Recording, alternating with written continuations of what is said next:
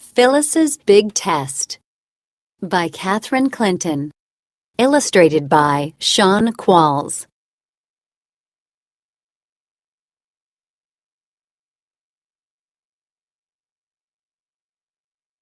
In 1773, Phillis Wheatley became the first African American to publish a book of poetry.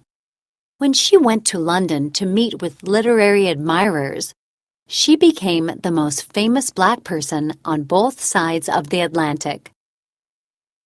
But in 1772, Wheatley's book almost didn't get published because printers in colonial Boston could not believe that an African-born enslaved girl wrote such wonderful verses all by herself.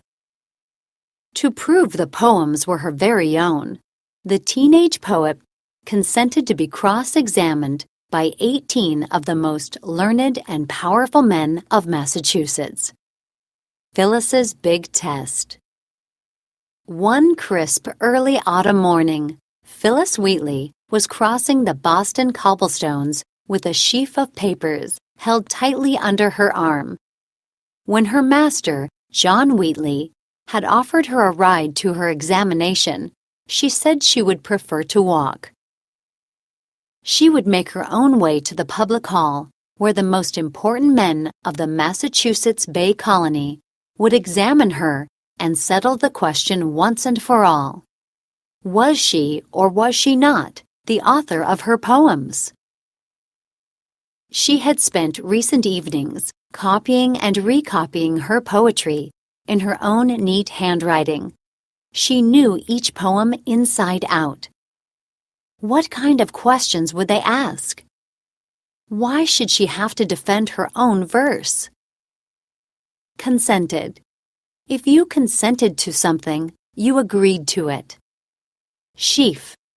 A sheaf of papers is a bundle of sheets held together. As she turned the corner of Mackerel Lane, reading one of her poems, the wind gusted and blew it out of her hand. As the page danced in the wind, she gave chase, catching it before it disappeared. Even if it had disappeared, would it matter? She knew every line, every syllable, by heart. She wrapped the pages tightly in a roll, pages of poems that had come from deep inside her, and could not be taken away, no matter the outcome of today. Still, she had something to prove. Not just because she was young, not just because she was female, but because she was a slave and came from Africa. She paused as a billowing sail moving into the harbor caught her eye. Was this like the boat she had arrived on one day in July, more than 11 years before?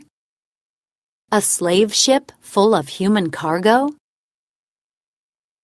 Outcome. An outcome is the way something turns out, or what happens at the end of it.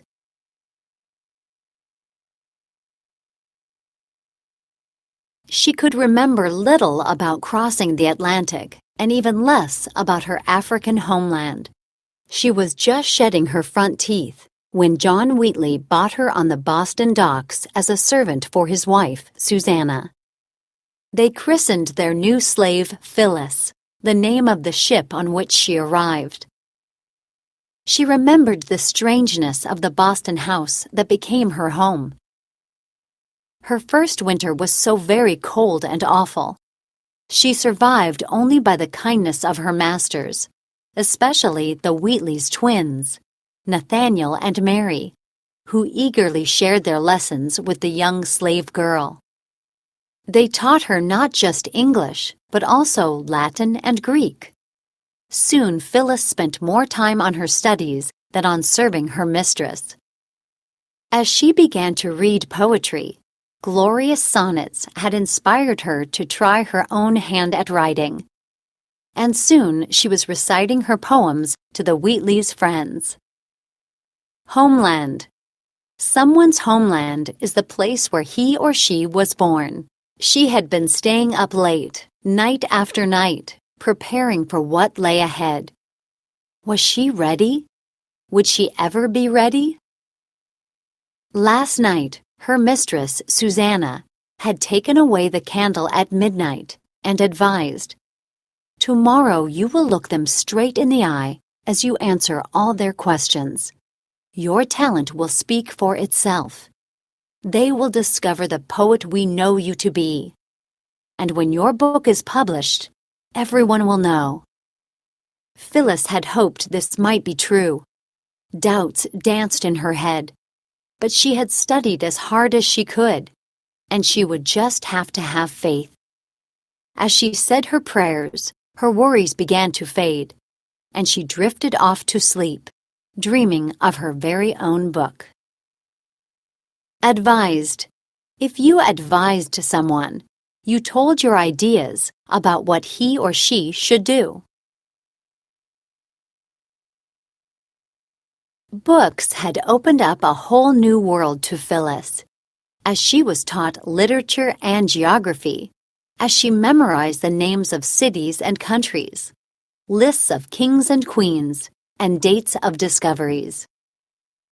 Over time, she had come to appreciate her own time and place, her very own role in the chain of events stretching from past to present. She did not know why she had been brought from Africa to Boston, or why she had ended up in the Wheatley home. But she knew that she must now make the most of her opportunities. She must make her voice heard. She was not content to recite her verse in drawing rooms, or to read one of her poems from a newspaper. She wanted her own book because books would not last just a lifetime. They would be there for her children and her children's children. Content. If you are content with something, you accept it or agree with it.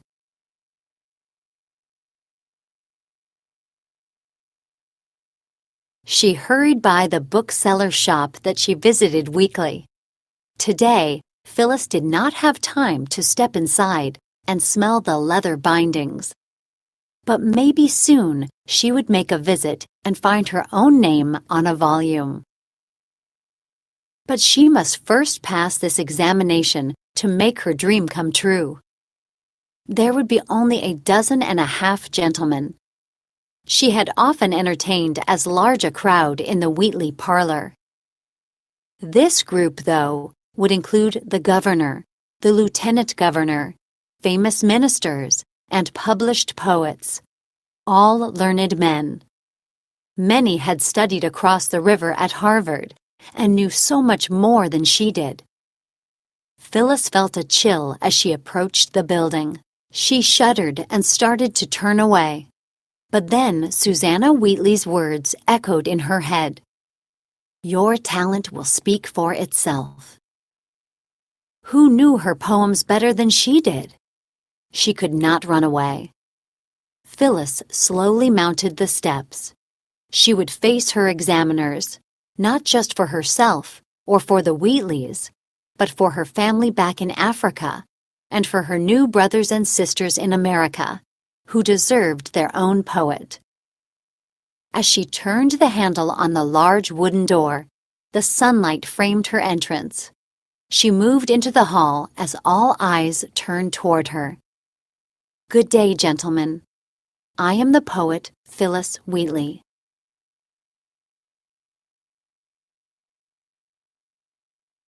Epilogue.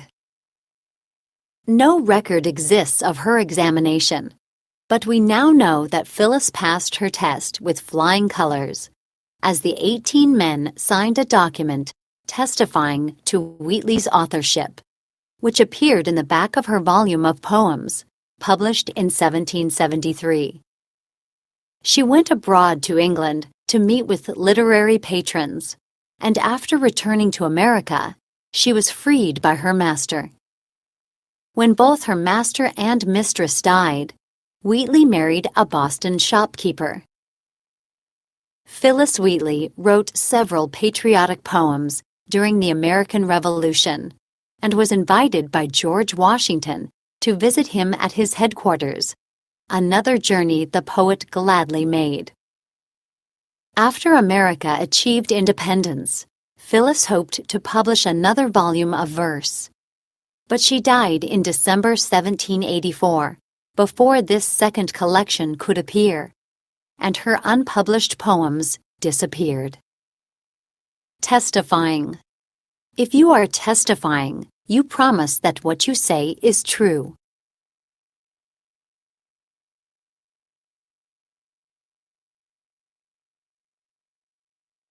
Collaborative discussion. Respond to the text. Look back at what you wrote on the Prepare to Read page. Tell a partner 2 things you learned from the text. Then work with a group to discuss the questions below. Look for details to support your answers in Phyllis's big test. Follow class rules for having a good discussion.